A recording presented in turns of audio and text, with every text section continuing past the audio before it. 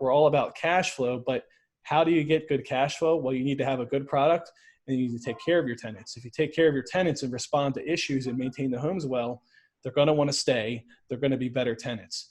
If you're hands off or if you're managing properties out of state, what are the chances that you're going to be able to take good care of the property and the tenant? So are they local? Is it the same company or is it a third party? And what's that relationship look like? And of course, what are the fees? This is the real estate investing experience. We get it. Real estate can be rough sometimes, and that's why we bring in the experts to talk about the experiences you won't hear anywhere else with your hosts, John Cohen and Chris Grinzik.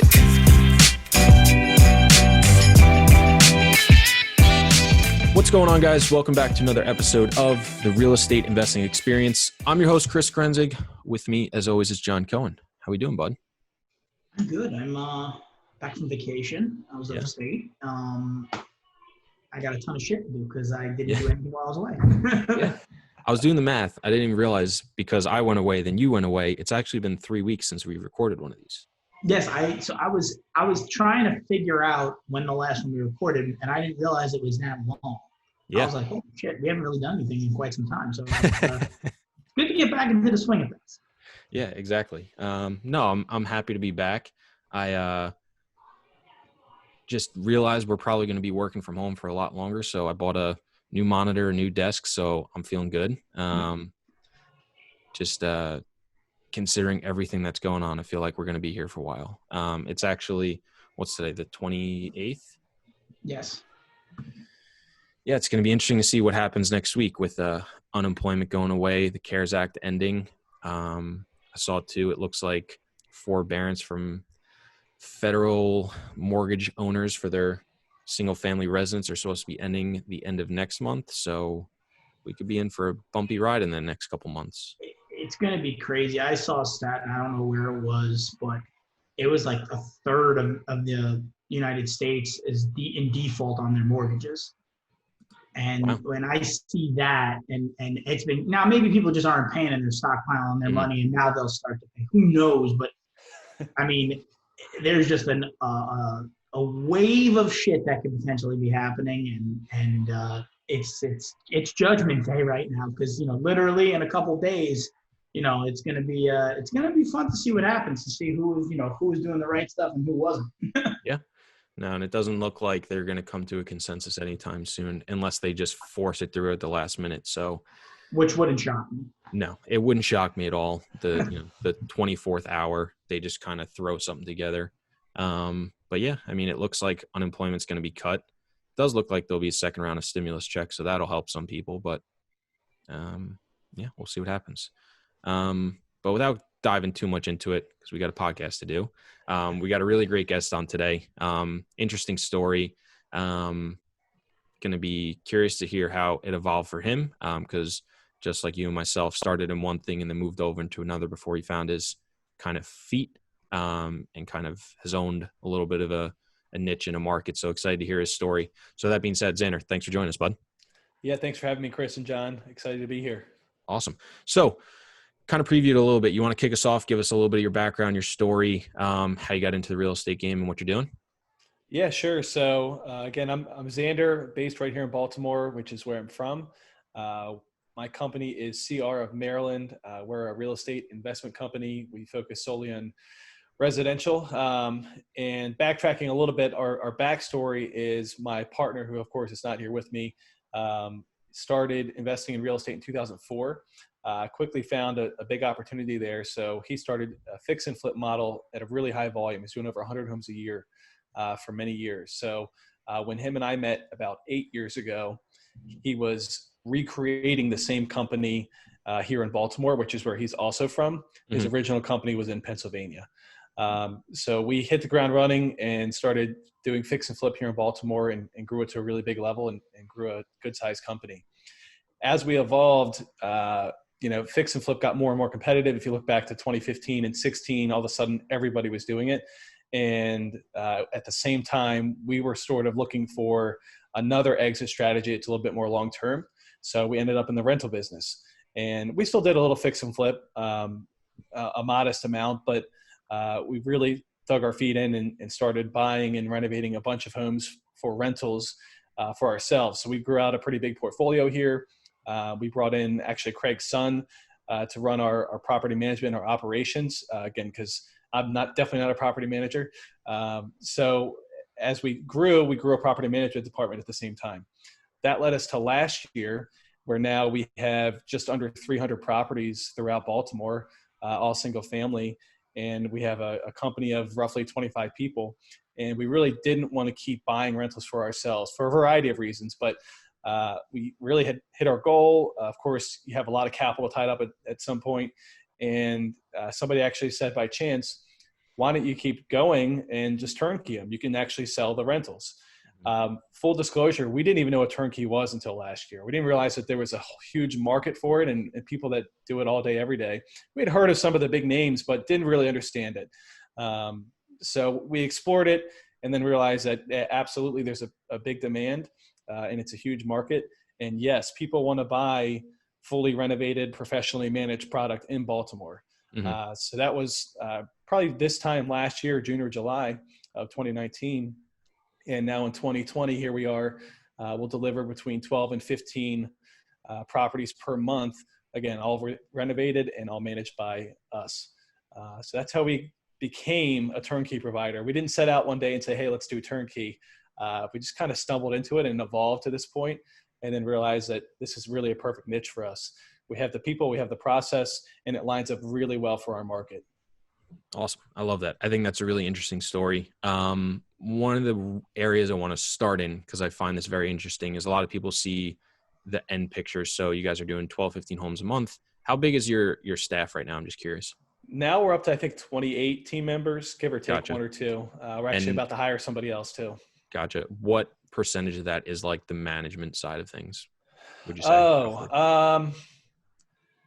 It's probably close to 8 to 10 people now. Okay. And some people wear different hats. So like we have a great accounting department. And so they don't just do accounting for property management, but they do obviously all the books for our property management side. Gotcha. And then we have a construction department who oversee all of our renovations, but they play a hand too, because they might help out with the maintenance staff and things like that. So, at least actually when you think about it, probably at least half have some kind of contributing factor to property management. Gotcha.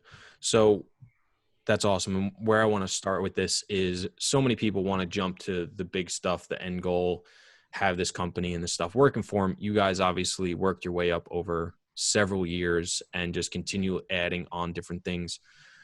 What was it like for you as you guys were fix and flip guys, then pivoting into rentals? Was it something that was very different for you? Did you find it difficult? Were there certain things that you were fearful of, or was it something that you thought was pretty easy because you were like, hey, we fix this up and we kind of know what rents are going to be and, we'll just figure it out. Like, what was that like for you guys? Yeah. I mean, in the beginning, there was a lot of trial and error. So we were buying stuff and we were like, we think it'll rent for this. And then, hey, you can pull some MLS comps and stuff like that. But we didn't really know. So there was fortunate that we were able to kind of do a trial and error and really dial in the pricing. Of course, we already luckily knew how to rehab homes at that point. So that part wasn't too challenging. Although that being said, rehabbing a $500,000 flip is a little different than rehabbing a rental that goes for $1,600 a month. And the strategy is going to change a little. So you got to pick slightly different materials that are built to last rather than things that just look good. You don't need to spend a ton of money on the highest end of granite countertops and things like that. So there's definitely some strategy change. The biggest change, though, again, was really just the property management world. I knew nothing about it. My partner knew nothing about it. And we're not operations guys. We're sales guys. We like making deals. We like growing. We like being aggressive. We definitely don't like dealing with paperwork, which of course there's a lot of, or, just property managing in general, to be honest with you, is painful to me. But it's such a key component. Like, you have to do it right or it's not going to go well for you. So again, we were very fortunate to have Brock, as his name, come in and really take ownership of that and then run with it and grow it out. And we really didn't have to be heavily involved, which was key. We could keep focusing on growing and doing, I'll say, as many deals as possible. Gotcha. I think that's interesting too, of pivoting into something and then realizing either you're not a good fit or you don't like it or you don't know enough about it. I want to dive into that a little bit more. What was it like during that period of early management and not really knowing what you're doing and how to get systems, and how did you guys figure it out? And then what was the point you realized, like, hey, we need somebody else, or we've got to find somebody else to do this because of X, Y, and Z? Yeah. So this is back in our original office, which is really small. It's like a tiny brick house. And we literally had a contractor come over with whiteboard paint, and he painted a whiteboard on the wall. Mm-hmm. And at this point, we had probably 10 properties or less in terms of the rentals alone. Okay. So we wrote up each address. We wrote up whether we had the rental certification was at least, here's the price, beds and baths. So we literally were using a painted whiteboard, and we're looking at each other like, this is not the way to do this. Like, we can't scale at all. Like, we're Don't just have enough fumbling walls for through. You don't have holes, not enough. There's no system to it. It really was pretty elementary at that point. Mm-hmm. So it was fine to, again, get started and just get the first few. And of course, when you rent your first property and you're high-fiving, and then you realize, oh man, we didn't even screen that person. We just kind of let him in. So again, a lot of trial and error. And once we got Brock in, it just changed everything. So we got property management software implemented, which we then, of course, later upgraded and went to a totally different one altogether. We started knowing exactly what we need on each property and a system in place to track whether we had it or not. We got our screening software from the property management software. So slowly but surely, we really started graduating to a much tighter system. And I'd say, again, before 10 properties, it was really loose. We really didn't know what we were doing. But by the time we were at 25 properties, it was dialed in. And then, of course, getting to hiring maintenance staff and things like that. So as it evolved, it actually kept getting tighter, despite the fact that it's, when we got to 100 properties, I would say we were at a varsity level compared to 10 properties. So as you just gain more experience and you see different scenarios, and then you learn from it and correct it and know what to do differently in the future. So fortunately, we came a long way really quickly. Gotcha. So number one piece of advice for someone getting into management, screen your tenants, I would say. Absolutely. Yeah. Don't make that mistake. Awesome. So as you scaled into the management side of things, what led you to, like, what was it that you said, like, we can't buy anymore, we can't manage anymore? Or like, what was the limiting factor that then brought you into Turnkey? Yeah, we had a lot of conversations. This is about over 4.5 years that we spent building this out. So in that time frame, we had a lot of conversations about the long-term strategy, LLCs. Of course, some of these conversations involve attorneys and accountants and real experts inside of their own worlds, and just figuring out what's the end game. Is it 100 properties? Is it 200 properties? Like, where are we going? And if you don't have a goal, you can't just keep working this way forever. You need to have a defined goal that makes sense. And capital is a big part of that. So again, we're fortunate that we didn't have capital issues and really don't have a capital issue, in that we could have kept going. But we basically put a line in the sand and said, when we get to this point, like, we're going to stop trying to rapidly grow, and we're going to work on refining and tightening things and just maximizing what we already have. The nice thing was then we found a way to pivot and keep going, but not at our own expense. We're selling the properties to other investors, so we're not continually tying up our own capital long term. Mm-hmm. So how did you guys decide that point then? Because I think that's, was it just a dartboard? Was it, just too many hours to do it? Like, what was it like? Okay, we've hit it and this is it. It was a combination of a number that made sense, and then also looking at, the cash flow. You can project this out once you get into your numbers pretty well. Mm-hmm. If you have this many properties, you should cash flow using conservative numbers X. And also at the same time, you're going to have this much capital tied up in down payments on the property. So we all agreed that these are great numbers. This is exactly where we want to be. If we had to stop a little short, that would be okay. If you end up buying a couple more, that's okay too. But like, this is it. This is really the number that we're going for. So that's how we decided. I think everybody's answer for that might be a little different, but comfort level of amount invested and what the returns are going to be. That was what was important to us. Yeah. I think it was really important. Something that you touched on was having that end goal and what you're looking for. Having that target in the distance and what you want, I think is so important, because it's something that we've learned a ton of. Having that future target and then breaking it into manageable chunks to achieve that target Right. makes a big task significantly easier. Yeah. Something even as simple as just losing weight. Instead of focusing on losing 30 pounds, focus on losing a pound a week. And then in 30 Yep. weeks, you'll hit your target. And it's the same exact concept for any business or investing. It's, okay, what's that end goal? And then breaking it into much more manageable chunks to get there. And one of the things that I personally struggle with is I don't necessarily like to set those long-term targets. So I'm being a little bit of a hypocrite right now, but it's also okay to have that end goal and then constantly change it. So have a target, work towards it. But as you're working towards it, you get new information, you have a different perspective on what's going on. The market changes, that end goal can change. And I think Sure. that's super critical. Was there any moment while you guys were doing this that did change, that end goal changed and you decided to then pivot? I mean, kind of did, but yes. Yeah, I mean so yes, the end goal in the beginning probably didn't even exist. Mm-hmm. And then as we over the years got into more conversation about it, the end goal shifted around a little bit. Sometimes it was bigger, sometimes it was smaller, and it was for a variety of reasons. And then of course there were also bigger short-term goals inside of the other parts of our business. So we have a wholesale division. It's substantially smaller, of course, than what we're doing in the rental business, but a wholesale division. We still did some fix and flip. And then actually we also have a retail real estate team with some agents on it that take buyers and sellers, because we do our own lead gen too. So need to find homes to buy. So we do lead gen to do that.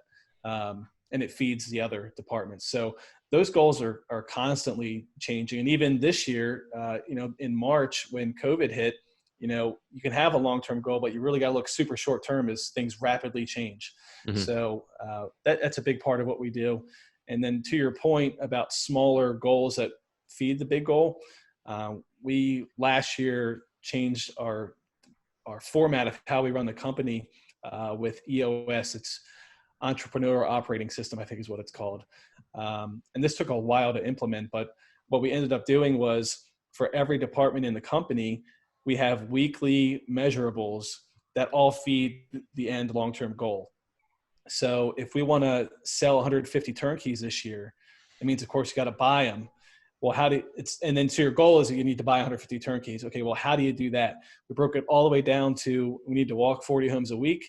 We need to make at least 25 offers a week. And of the 25 offers, hopefully end up buying between 2 and 4. So every single week we can see how we're trending towards that goal. So if you're not looking at the numbers weekly, you're going to likely miss the big goal, whether that's an annual or a 2-year or a 5-year goal. It really happens every single week. Yeah, if you're not measuring up against something, you really don't. I mean, you might know, depending how big your business is, but you gotta measure. You gotta measure where you're at. What day it is, how many more days left in the year, weeks, and so on. Then you could, okay, hey, whenever we're gonna hit it, it wasn't a failure. It's just, we realized that instead of walking 40 properties, we might have to walk 60, or instead of making 25 offers, we should have made 30, right? So you can tweak it as you go, but we do it with every investor, and I try and do it the best we can. Working backwards, right? Okay, where do you want to be? What are you looking to accomplish? And now let's try and get to that position by either how much capital you have to invest, how many properties you want to buy. And the one thing you got to keep in mind, and this goes real estate investing across the board, very, very rarely are you going to make someone that doesn't want to sell or invest, sell or invest. So you can't, if you want to buy a house for 50 and they want to sell it for 200, you're probably not going to get to the finish line there, right? So there's a lot of stuff that's not in your control. The only thing that's in your control is, okay, putting another offer out there, walking another house, meeting another investor, going to another event. So when you are putting those measurables in place, you got to keep that in mind, because it's super important to realize that if you failed your goal of how many properties you want to buy or how many investors you want to meet, the goal that you probably should have set was more meetings, more houses, because some stuff's out of your control. So, but 100%. Implementing that strategy is huge. We failed numerous times implementing the same strategy. Yeah. because you just get pulled in so many ways. It's no excuse. It's just, poor execution. Yeah, absolutely. So I'm curious now too, you guys moved into the turnkey side of things. You mentioned you also do wholesaling, you do agents. So as you generate leads, how do you decide what to do with a certain property? How do you Sure. decide, is it a wholesale? I don't know if you guys are still doing flipping, but do you flip? Do you buy for yourself? Do you turnkey it? And how do you internally handle that process? Yeah, so it does actually run through me. I direct everything that we buy and sell. But when I get a lead, or let's say the lead comes in, we have an ISA, they'll gather all the information. It goes into Salesforce for us, which is what we use now. So I can look at it at a quick glance. The first thing I'm looking at every single time is, can this property be a turnkey? Does it fit our buy box? Mm-hmm. If it's a $300,000 house that's 2,500 square feet, no, it's not a turnkey. We strictly turnkey what we consider the easiest properties to rent, which is where we have the most renters. So in our market, that's a townhome that rents anywhere between $1,300 and $1,800. So a big detached house doesn't fit that.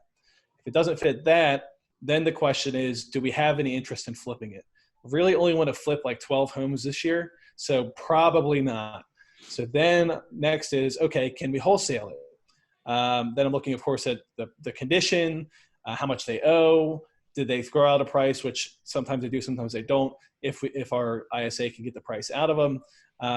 So if it's a extremely motivated seller, the house is falling apart, they have a really small mortgage, in that case, yes, every single time we're going to try to go out and get a wholesale deal. If the house is pristine, they just put a $40,000 kitchen in, they don't have a lot of equity. They took out a HELOC to pay for all the upgrades on the house, and they want $400,000, and the house is worth maybe $425 renovated. It's not a wholesale. There's no room in the deal. There's just nowhere to go. It's a great listing though. So I'll shift it over to the retail team. They'll go out, explain to them why a cash offer won't work. But by the way, while I'm here, here's what I can do to list your house. This is probably your best option. So we have a really high success rate on converting those too. So for us, it's all based on our goals. So our goal is, again, probably 80% of our business is turnkey. Can we turnkey it? Yes, great. Let's go out to buy it for turnkey. If not, what's next? Flip, maybe, probably not. Then we shift right to wholesale. Turnkey, wholesale, and flip are our most profitable ways to make money on a lead. Retail is our least profitable way because commissions are relatively small, depending on the price point, of course. But that way you can still get something out of a lead as opposed to nothing. I think that's good. I think I'm surprised and happy to hear your answer, because I think one of the biggest concerns that I hear from people over turnkey is someone's just selling me, a shit property so that they can manage it for me, make a profit on the sale, and then continue to make a profit on the management. And I have no way of knowing if this person is doing right by me or not. And one of the concerns somebody would probably have, or that I would have, is, how do I know you're not just keeping the best properties for yourself and selling me the shitty ones? So I think It's really interesting to hear your process of like, hey, we want a turnkey first. Like if it doesn't go to turnkey, then we look what else we can do with it. And I think that's a great way to look at it. And I'm sure it helps, get people on board and, be comfortable with the turnkey process.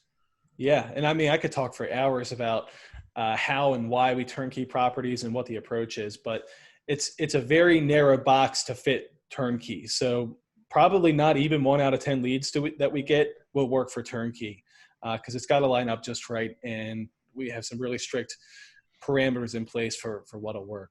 So is there anything for somebody listening, because I'm sure, a lot of the specific stuff is probably very specific to your market. And I think that speaks to why, I think one of the things I heard right away was, why knowing your market is so incredibly important. And I think, if anybody has been listening to the last several episodes of this podcast, mention it a couple of times, of there's too many people, I think, that are eagerly going out of state because it's easier and it's a way to hide behind not wanting to do the work. Where if you're in a market that you can make it work, there's not really an excuse to not go out and do it. The only things I can think of are, if you live in a small town and you're not comfortable with, the supply out there of renters or market, if you live in a high cost of living area and you're not comfortable with it, if you don't like the landlord tenant laws in a certain area, If the permitting and ability to build an area is not what you're looking to do, unless there's some sort of like strict, like, hey, it's really tough to do it here for X, Y, and Z reason, I think too many people are eager to go out of state. So that's why I love the fact that you Sure. guys are doing it in your area. And I think people should go back and listen to you talk very quickly about like, hey, if we get this house, and you just like, you knew right away, like if it has this many units or this type of style, or, you know, this many bedrooms, or if it's detached, this is what we can do with it. Cause that speaks to, you know, an intimate understanding of your market. And I'm sure that has just sped up your process tremendously. Yeah, absolutely. Yeah. Good points. So what are some things that if people are considering turnkey, or even maybe thinking about going into, you know, being a turnkey provider themselves, what are some things that you think are important to look for when finding a turnkey investment? Great question. There's really three things that I would break down and look at if I was just a turnkey investor with my knowledge, but I was no longer supplying product. So number one is numbers. The deal has to make sense, of course. If the rate of return is extremely low, to me, that defeats the purpose of buying a rental property. Mm-hmm. You want to have good cash flow. That's like the whole point. There are some investors whose strategy is they'll purchase new construction in a high appreciation area, like let's say Atlanta or Tampa or Dallas. Mm-hmm. That's one way to do it. And you'll probably, of course, have really low maintenance. And you're banking on the fact that in maybe 5 years, it's going to be worth substantially more. You can sell it. So it's almost like a long-term flip to me, because you don't really make any money in the meantime. That's not my strategy. We've always really looked at cash flow. So luckily for us in our market, the cash flow numbers are great. Our rent to sale price ratio lines up almost exactly 1-to-1. And a lot of markets don't have that right now. So the numbers are really good. Aside from the numbers, you need to look at the actual product. So a lot of people say turnkey, and we always laugh because wholesalers in our market will send out an email, turnkey rental property. And you look at it and the kitchen's 20 years old. You have no idea how old the HVAC is. It's, you know what I mean? It might be turnkey in that somebody could move in theory, but it's not our definition of turnkey. So our product is fully renovated. And when I say fully renovated, we really go down to a gut. Our average renovation cost is over $75K per house. We're doing a new roof, windows, HVAC. Oftentimes that includes all new ductwork. 9 times out of 10, we're doing a full electric rewire and a full replumb. These are old homes. They're built really well, but the mechanicals are ancient. So it's almost easier because if you start from scratch, you can put it back together however you want. Mm-hmm. So that's what we seek out. So our end product is very consistent in that all those major systems are redone. Not every market can supply that. So you just need to look closely at, before you buy a property, how old is that roof? How old is the HVAC system? When they say the electric is updated, what does that mean? And can you get a picture of the panel? What's it look like? What does the electrician say about it, or a home inspector? So just really understanding the product that you're buying. The third and probably the most important component is the property management aspect. So luckily, again, I'm kind of tooting our own horn here, but for us, the property manager is us. Now, not me personally, but it's an in-house department that we've built over the past 4.5 years. And we have trained them on what our expectations and standards are. Mm-hmm. And again, we're all about cash flow, but how do you get good cash flow? Well, you need to have a good product, and you need to take care of your tenants. If you take care of your tenants and respond to issues and maintain the homes well, they're going to want to stay. They're going to be better tenants. If you're hands off, or if you're managing properties out of state, what are the chances that you're going to be able to take good care of the property and the tenant? So are they local? Is it the same company, or is it a third party? And what's that relationship look like? And of course, what are the fees? So we are purposely really low on our fees. Again, we're fortunate that we already have an existing rental portfolio and an existing business. That pays the bills for us. So we can offer property management at discounted rates and only charge 6% per month, whereas a lot of other places have to charge 8 to 10%. And then they're going to whack you with an onboarding fee or a startup fee. And then their renewal fee is a half a month rent. We charge a flat $100 renewal fee. So we don't do property management to make money. We do it to make sure that we have a vested interest in our relationship with our turnkey owners, and really that we can hold them close and stick together, so that when it comes time in a year or 2 years that they want to purchase another property, hopefully we're going to be their first call. So that's our strategy, and that's how we operate property management. So those are the three things that I tell turnkey investors to look at and ask questions about. And that's my approach. I think that breakdown was literally perfect for anybody looking to get involved, start their own business, their turnkey business. I mean, that's what you want to do. I tell people all the time, you know, a tenant that stays in the property is going to make you more. If you're constant turnover, that's going to kill you. And if you don't spend the money on the major mechanicals, you know, your roofs, your electric, your plumbing, that stuff is a killer. Because if an HVAC goes on a property, you could kiss your cash flow more or less goodbye, depending on your market. But if you fix that stuff, you know, that's, you know, probably another reason why you guys can charge a little bit of low management fee. One, you're going to make a couple dollars, and two, you know that you're probably going to have little to less headaches on the ongoing operational side. So it's not, you know, I tell people that single family management is super tough, because even if your rent is $3,000 a month and you're charging 10% or 5%, whatever you charge, look at dollars, right? Like, what's that house really yielding the manager? And it's a very tough business. So when you charge a lower fee, it's because you guys know the product you're delivering. You're not going to have as many problems as maybe another provider out there. So it gives you guys a competitive advantage, something that I speak about all the time on this podcast with Chris. You guys are bringing to the table something that people may or may not be doing, but it's your competitive advantage in regards to the market. So toot your own horn, pat yourself on the back. You have a product that people may or may not be able to deliver, and that's something that's probably made you extremely successful. And plus, you have everything in house, so you have an oversight of everything, and you can implement those systems. And just, you know, from a deal coming in to getting to turnkey or getting to wholesale to the process that you just explained. Obviously, you guys have a well thought out plan, and it's obviously reaping, you know, you're reaping the rewards. So it's exciting for anybody listening. You know, why try and reinvent the wheel? Buy a turnkey property from you guys, and you don't have a problem, or you know, understand the detail that goes into any business, and then you've done a phenomenal job of that. Thank you, appreciate that.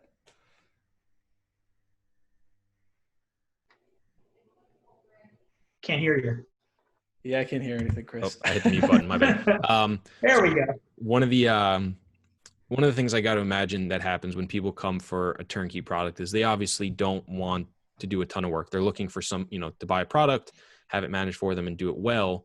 I've found that when we raise money from investors, a lot of people just want to see the numbers and returns. And you guys obviously do a lot of work to the property to make sure things are solid, things are done right, things are done properly. How do you then have that conversation with someone that's only looking at the numbers, or maybe is not as educated as they could be to fully understand the full picture, and also understand that, hey, there are risks involved, and that, you know, this isn't just, hey, you're going to make 8% a year or 6 or 10, whatever the property is. How do you have that conversation with somebody that's looking for the service that you deliver that may not have the full grasp or understanding? Yeah, I mean, so the biggest thing is, I say, education. If they're already exploring turnkey and shopping people around the country and deciding which way to go, they've now been exposed to a good number of, I'll say, performas and potential returns, and they can see that some markets have better cash flow than others, and what the advantages are of each market. So the way our performa is laid out, of course, it's going to have the price, the rent price, it's going to have all the expenses. So the insurance, the property taxes, the closing costs when you buy it. And then what we also show on our performa is a 5% vacancy and then a 5% maintenance or reserves. And then we just have to talk through the numbers. So when you look at our performa, this is not the best case scenario. This is actually reduced from the best case scenario. I hope that your returns are even better, but based on this, our returns are going to be between 11 and 14% as a cash on cash rate of return. If you remove the vacancy and you remove the maintenance or reserves, you can see the numbers are even better, but I wouldn't advise you to do that. I would rather be conservative in the potential returns that we talk about. So is that as good of a return as you could get if you bought a rental yourself, did the work yourself, and placed your own tenant? No. But a lot of people we talk to, either work full time and don't have the time to do that, or have never done it and have no idea how to do it, and they're legitimately afraid it could take a year or two to learn it. Whereas they might have the income or the cash sitting around that they can just deploy it now and buy 1 or 2 or 3 properties and start enjoying that immediate cash flow. So again, to your point, everyone's a little different and looking for different things. So I'd say the people that end up buying from us really are looking for passive income. They don't want to deal with the work. A lot of times they live in California or New York or places that are substantially more expensive to invest. Whereas here they can buy a house for $160,000 with 20% down, and they're in and they're out, and they start getting a check the next month. So it just depends on, what their background and situation is. Of course, I've talked to plenty of people that didn't end up buying a house for a variety of reasons, because different people want different things. So sure. Yeah. Have you guys looked at your portfolio and all the properties you manage and, did like an average of what the vacancy is, what the reserves are, what the repairs are, the average cost per year to lease it up? Like, have you looked at those things? And if so, how does that typically shake out? Yeah. So again, a lot of these numbers actually we'll look at every week as we review the property management department and how things are going. So we hover right between 97 and 98% occupancy. And most of the time, the vacant units are the ones that just came out of renovation. So they're being marketed for the first time. Our market is a super, I'll say tight market in that there's not a lot of inventory. This is for sale and for rent. And I know that's true in a lot of places right now. And a lot of our rental inventory on the market is unfortunately not to the best standards. And it could be for a variety of reasons. I mean, some people legitimately just can't keep up their homes. Other people don't care to keep up their homes and place a tenant and say, see you later. It's older. It's an older housing stock. So there's a lot of homes that have deferred maintenance or, again, were updated 20 years ago and, now kind of lacking. So when our product comes out and it is fully renovated and it's nice, it has quartz countertops and stainless appliances and tile backsplash, tile bathrooms, and it doesn't feel like the discount shelf at Home Depot. People want that. They're excited. So our product moves extremely quickly. And then the other number I really love is the rate of renewal. So this goes back about 4.5 years now of data. We have over an 89% renewal rate from our tenants when it comes up for lease up. So it's a really strong number. And I think an indicator, again, of a market condition where they know there's not a lot to choose from. It's also a reflection of the property management team that, again, they do a really good job. They're super responsive. They don't leave people hanging. And when there's an issue, it gets fixed. So those things really work to our favor for people wanting to stay. What other numbers did you throw out? I couldn't remember. Oh, cost of maintenance. So yeah, the reason we use 5% on our pro forma is because historically it's actually been a little bit lower than that for us. But again, we want to be conservative on the numbers. So we overstated a little bit and expected it'll actually be less than that. Gotcha. No, I think it's important. I think if you hadn't known those numbers, and I didn't expect you not to, I think that would be a big problem. But I think I did not expect 89% renewal rate, because for something that's turnkey, like John said, having somebody in place and not having to worry about vacancy, the cost to turn, the cost to market, the lease up fee, even though it's minimal, it's still, every dollar counts. Those are huge numbers that are going to go straight into your pocket. The higher that can go up, the better off you're going to be. Now, as a one-off owner, you may hit that, 11% in the first year or two, unfortunately. So that's why, I agree with you 100%. You should always account for slightly more to be conservative and come down. But kudos to you guys. That's a really large number. I'm actually very shocked. I tell people, when I get people ask me about turnkey and my thoughts on it, I think it's interesting. It's something that, if I can build out that process in our business, I would love to. I think it's a super compelling business plan. I tell people, that number right there, that's what's going to kill your cash flow. Forget the repairs and maintenance, because that'll do it too. But typically, if you get an inspection and it comes back, you can verify the quality of something. But if you keep tenants in your property, and that 89% probably speaks to the attentiveness, It probably speaks to the quality of renovation and the market basically saying, okay, where am I going to go, right? What are my options? So like, that's a question I tell people that, ask that question. I mean, if they have a 60% renewal rate, you're going to have serious vacancy. You're probably never going to achieve the numbers you really want. And then also, look at the maintenance requests and the maintenance reports, right? If you're going to at a property, a turnkey company, see if they're doing, oh, wow, the plumbing is, look at all these maintenance requests for plumbing. Are they not doing the plumbing right? Or are they just not attending to it? So those two numbers are super important to your cash flow in the single family world. Because if you buy one property, you're going to make or break by your vacancy and your repairs and maintenance. And if you could keep it filled, keep it renewed, and keep that tenant there for a long time, I mean, that's a landlord or an investor's dream. You get smoked on if you have to fix stuff all the time and if the property's not rented. Other than that, those are your two big unknowns. And you guys clearly address those and you have the support to show it. And that's the two things that I would look at. If I was thinking about making a turnkey investment, I would want to make sure my property's going to stay full and that I'm not going to have repairs all day, because that's going to crush your cash flow. On a $1,300 average rent, give or take, you're not playing, your wiggle room is not that much, right? And you don't want to make 3% on your money, right? That's not the intention behind it. That's not the point. Really good money. Yeah.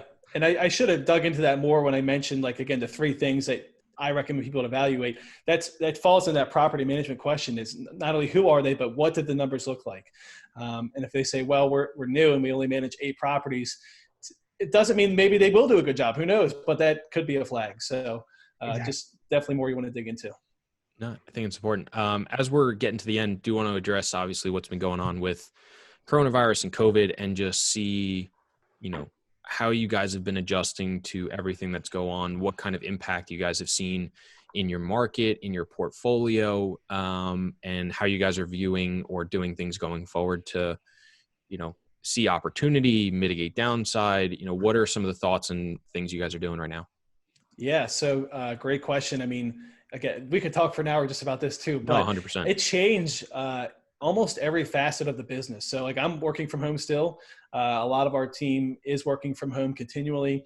On the tenant side, in the past, we would have our leasing team, we get online leads, call them, schedule an appointment, go show the house, and then screen them. So looking back, maybe that wasn't the best way of doing it, but now we explain to everybody, due to the circumstances, we're screening people before they get to see a property. You can watch a virtual tour. Here's a video. But if you want to see it in person, you have to go through our screening process. By the way, it takes at least 2 to 3 days.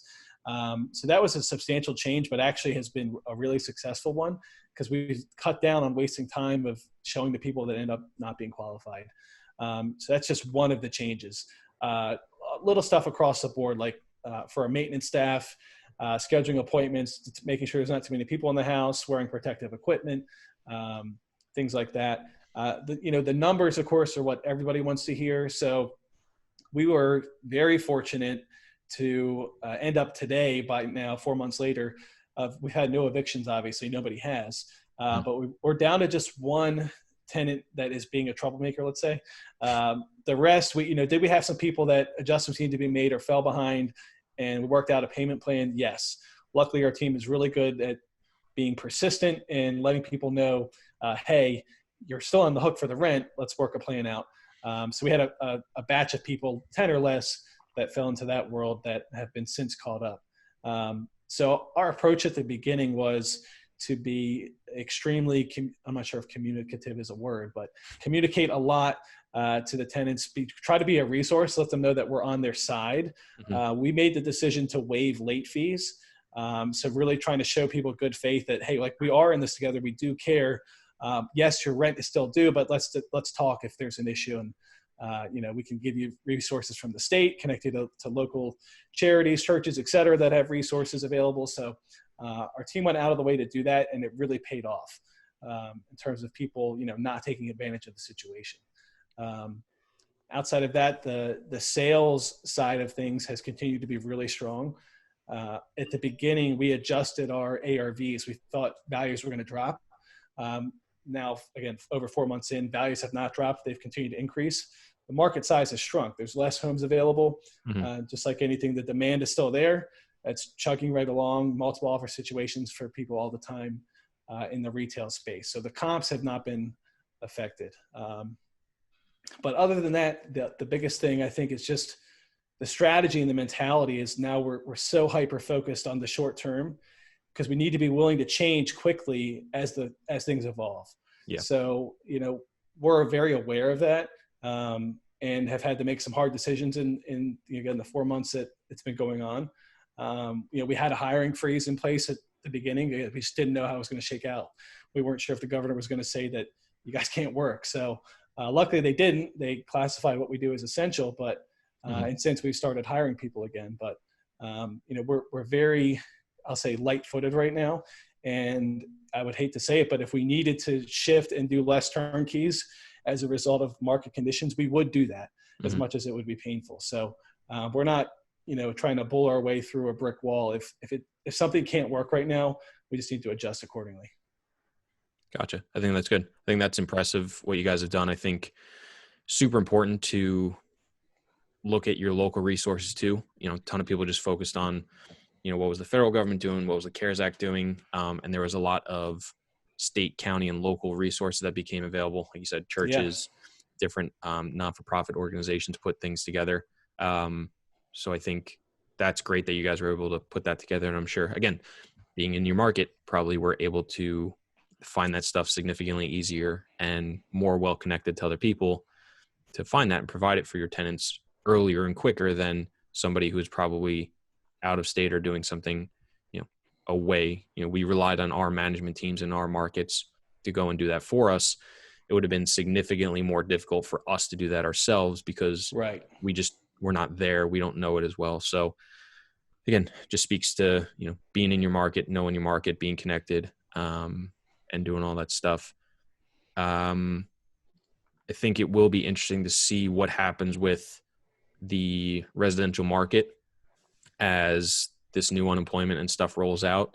Right now, to me, at least, it feels very propped up, with such low supply, and there's still being some demand because people have lost jobs, but they haven't necessarily lost their income stream.